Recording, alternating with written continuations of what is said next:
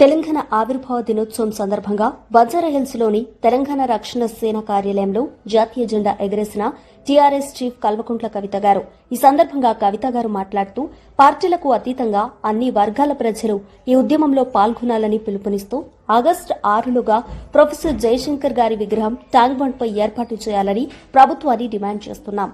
మరియు తెలంగాణ ప్రజలందరికీ తెలంగాణ రాష్ట్ర దినోత్సవం శుభాకాంక్షలు తెలియజేస్తూ ఈ కార్యక్రమానికి పార్టీలతో సంబంధం లేదు, అందరూ పాల్గొనాలని కోరుతున్నాం. మేధావులు, ఉద్యోగులు, విద్యార్థులు, న్యాయవాదులు, పత్రికా మిత్రులు మరియు ఊరికి ఒకరైనా సర్ది కట్టుకొని రావాలని మరొక మిలియన్ మార్చ్ను గుర్తు చేసే విధంగా ఈ ఉద్యమాన్ని చేద్దాం. అదేవిధంగా తెలంగాణ ఉద్యమకారులను, అమరవీరులను ఆదుకుని గౌరవించుకోవాల్సిన బాధ్యత అందరికీ ఉందని గుర్తు చేశారు. మొత్తం తెలంగాణ ఉద్యమానికి కూడా ఒక దిక్సూచిలాగా ఉండి తెలంగాణ ఉద్యమానికి మంచి సైద్ధాంతిక ప్రాతిపదికనిచ్చినటువంటి ప్రొఫెసర్ జయశంకర్ గారిని ప్రత్యేకంగా తలుచుకుంటా ఉన్నాం.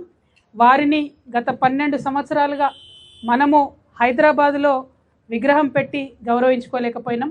మనము తెలంగాణ జాగృతి సంస్థగా 4 జిల్లాల్లో జయశంకర్ సార్ విగ్రహాలు పెట్టుకుంటూ వారిని గుర్తు చేసుకుంటూ వారి పుట్టినరోజు నాడే తెలంగాణ జాగృతి యొక్క ఆవిర్భావ దినోత్సవంగా చేసుకుంటూ వారి స్మృతులను ఈ తెలంగాణ ప్రజలు ఎన్నటికీ కూడా మర్చిపోకుండా మన సంస్థ కాపాడుకుంటూ వచ్చింది.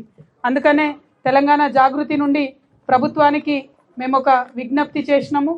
ఇవాళ మరొకసారి మేము ఆవిర్భావ దినోత్సవ సందర్భంగా తెలంగాణ ప్రభుత్వానికి రాసినటువంటి లేఖలు, ఇచ్చినటువంటి డిజైన్లను చూపిస్తా ఉన్నాను. నేను ప్రొఫెసర్ జయశంకర్ గారి విగ్రహాన్ని ఈ విధంగా ఉండాలి అని చెప్పి మేము ఇప్పుడు కాదు 2014 నుండి ప్రయత్నం చేస్తూ వచ్చినాం. ఆనాటి ప్రభుత్వం పట్టించుకోలేదు. 2017లో ప్రత్యేకించి మున్సిపల్ శాఖకు ఉత్తర ప్రత్యుత్తరాలు జరిపి మరి ఈ ప్లేస్ను, ఈ ప్లాన్ను అన్నిటినీ కూడా ఇవ్వడం జరిగింది.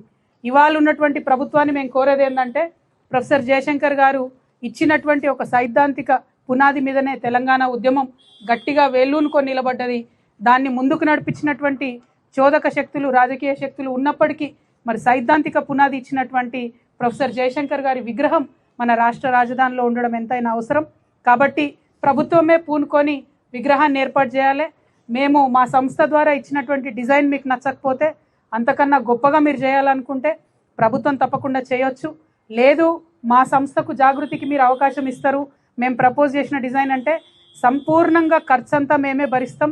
ఆ తర్వాత ఎక్కడైతే విగ్రహం పెడతారో దాని చుట్టూ కూడా మెయింటెనెన్స్ ఏదైతే ఉంటుందో జీవితకాలం పాటు తెలంగాణ జాగృతియే భరిస్తుందని కూడా ఈ సందర్భంగా ప్రభుత్వానికి మేము విజ్ఞప్తి చేస్తూ ఉన్నాం. ఆగస్టు 6వ తారీఖు నాడు వారి జయంతి ఉంటుంది కాబట్టి ఆగస్టు 6వ తారీఖు లోపల విగ్రహ ఏర్పాటు కావాలి.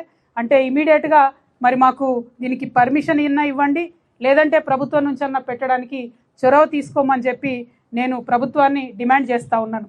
మరి మున్సిపల్ శాఖ మంత్రి గారు, ముఖ్యమంత్రి గారు ఉన్నారు కాబట్టి నిన్ననే మా ప్రతినిధులు వెళ్ళి మున్సిపల్ శాఖకు ఈ లేఖ ఇచ్చి రావడం కూడా జరిగింది.